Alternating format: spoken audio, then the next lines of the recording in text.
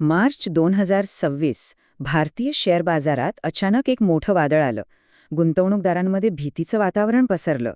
पण हे असं अचानक का घडलं? यामागे जागतिक कारणं होती की देशांतर्गत? चला, या मोठ्या घसरणीमागचा प्रत्येक पैलू अगदी सोप्या भाषेत समजून घेऊया. 4 मार्च हा दिवस बाजारासाठी अक्षरशः काळा दिवस ठरला. सेन्सेक्स एकाच दिवसात तब्बल 1122 अंकांनी खाली आला. ही घसरण किती मोठी होती याचा अंदाज आपल्याला या एका आकड्यावरूनच येतो. आणि ही फक्त आकड्यांची गोष्ट नव्हती. याचा थेट फटका बसला तो गुंतवणूकदारांना. विचार करा, फक्त काही तासांतच तब्बल 8 लाख कोटी रुपये बाजारातून जणू गायबच झाले. हा आकडा या संकटाची भीषणता दाखवतो. ओके, तर ही सगळी गुंतागुंत समजून घेण्यासाठी आपण या घटनेला 5 सोप्या भागांमध्ये पाहणार आहोत. अगदी बाजारात काय झालं तिथपासून ते अशावेळी आपण काय करायला हवं इथपर्यंत. प्रत्येक मुद्दा आपण टप्प्याटप्प्याने पाहूया. चला तर मग सुरू करूया आपल्या पहिल्या भागापासून. पाहूया की 2 आणि 4 मार्चला बाजारात नेमकं चित्र कसं होतं. ही घसरण काही फक्त सेन्सेक्सपुरती नव्हती नाही. संपूर्ण बाजारातच एक भीतीचं वातावरण पसरलं होतं. निफ्टी 50 हा महत्वाचा निर्देशांकही 24,500च्या खाली आला. मग ते लार्ज कॅप असो, मिड कॅप असो की स्मॉल कॅप, सगळ्याच कंपन्यांच्या शेअर्समध्ये जोरदार विक्री झाली. आणि हा जो इंडिया विक्स आहे ना, याला बाजाराचा फिअर इंडेक्स किंवा भीतीचा निर्देशांक म्हणतात. तो तर फक्त 2 दिवसात 54% वाढला. यावरूनच अंदाज येतो की बाजारात किती मोठी अनिश्चितता होती. ठीक आहे, तर बाजारात विक्रीचा जोर होता हे तर कळलं. पण यामागे कारण काय होतं? आता आपण वळूया दुसऱ्या भागाकडे आणि या घसरणीमागचं जे मुख्य कारण आहे ते समजून घेऊया, कारण याचं मूळ एका आंतरराष्ट्रीय घटनेत होतं. हे सगळं घडलं कसं? तर बघा, अमेरिका, इस्रायल आणि इराण यांच्यातला संघर्ष अचानक वाढला. त्यामुळे झालं काय की होर्मुझची सामुद्रधुनी, जो जगासाठी एक अत्यंत महत्त्वाचा तेलमार्ग आहे, त्याला धोका निर्माण झाला. आणि याचा थेट परिणाम कच्च्या तेलाच्या किमतींवर झाला. त्या भडकल्या. मग काय, जगभरातल्या गुंतवणूकदारांनी धोका टाळण्यासाठी शेअर बाजारातून पैसे काढायला सुरुवात केली. याचा परिणाम किती मोठा होता ते या आकड्यावरून बघा. ब्रेंट क्रूड ऑइलचा भाव प्रति बॅरल जवळपास $85वर पोचला, जो गेल्या 19 महिन्यांमधला सगळ्यात जास्त होता. आता ही जागतिक अर्थव्यवस्थेसाठी नक्कीच एक मोठी चिंतेची गोष्ट होती. ओके, जागतिक पातळीवर तर हे सगळं घडत होताच, पण आता प्रश्न हा आहे की या सगळ्याचा थेट भारतावर कसा परिणाम झाला. आपली अर्थव्यवस्था अशा बाह्य धक्क्यांना इतकी कमजोर का ठरली? चला, हे समजून घेऊया.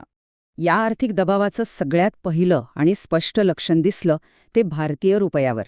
डॉलरच्या तुलनेत रुपयानं चक्क 92.17चा विक्रमी नीचांक गाठला. आता भारताची अर्थव्यवस्था इतकी अडचणीत का आली याचं कारण सोपं आहे. आपण आपल्या गरजेच्या 80%पेक्षा जास्त कच्चं तेल आयात करतो. मग साहजिकच जेव्हा तेलाचे भाव वाढतात तेव्हा आपल्याकडे महागाई वाढण्याचा धोका निर्माण होतो, रुपया कमजोर होतो आणि आपण ज्या काही वस्ती बाहेरून मागवतो त्या सगळ्या महाग होतात.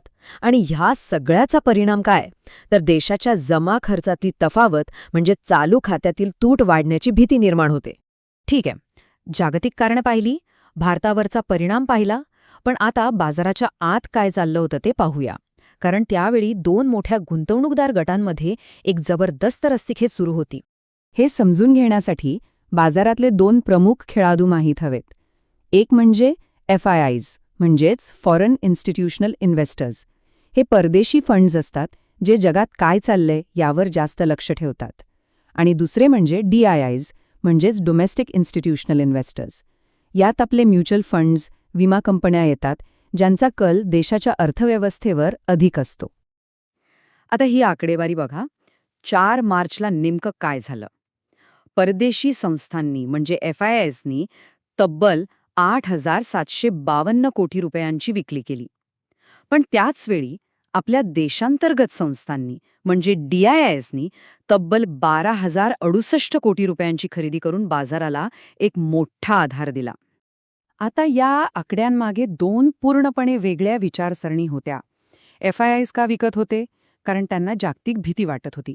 ते शेअर बाजारातून पैसे काढून सोनं किंवा अमेरिकन बॉन्डसारख्या सुरक्षित ठिकाणी जात होते. आणि DIIs का खरेदी करत होते? कारण त्यांना देशांतर्गत गोष्टींवर विश्वास होता. आपल्याकडे वाढणाऱ्या SIP गुंतवणुकीच्या जोरावर ते भारताच्या अर्थव्यवस्थेवर विश्वास ठेवून खरेदी करत होते. आणि हा खरंच एक खूप महत्त्वाचा बदल आहे. अनेक तज्ज्ञांच्या मते हा ट्रेंड हे दाखवतो की भारतीय बाजार आता पूर्णपणे परदेशी पैशावर अवलंबून नाहीये आणि हे आपल्या बाजाराच्या दीर्घकालीन स्थिरतेसाठी एक खूप सकारात्मक चिन्ह आहे. चला, आता आपण शेवटच्या आणि सगळ्यात महत्त्वाच्या भागाकडे येऊया. या सगळ्या घडामोडींचा सामान्य गुंतवणूकदारांसाठी काय अर्थ आहे आणि अशा परिस्थितीत नेमकं काय करायला हवं? या घसरणीचा एक परिणाम लगेच दिसला, तो म्हणजे IPO मार्केटवर. अनेक कंपन्या ज्या आपला IPO आणणार होत्या, त्यांनी बाजारातील ही अस्थिरता पाहून आपले प्लॅन्स पुढे ढकलले आहेत. तर मग कोसळणाऱ्या बाजारात प्रत्येक गुंतवणूकदाराच्या मनात जो एकच प्रश्न येतो तो म्हणजे आता करायचं काय?